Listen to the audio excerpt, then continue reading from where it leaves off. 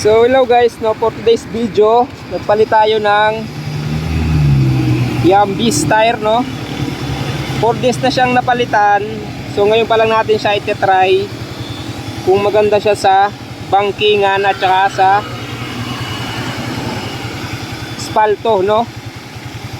So ngayon lang tayo nagpalit ng gulong after 2.5 or magti 3 years na tong gulong natin ng Maxxis. So pinalitan natin siya ng Beast tire. Tingnan natin kung maganda talaga yung quality ng Beast tire, no.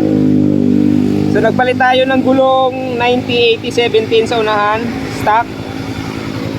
Then nagpalaki lang tayo ng gulong sa likod, dating 120-70-17 no stock. So nagpalit tayo ng 130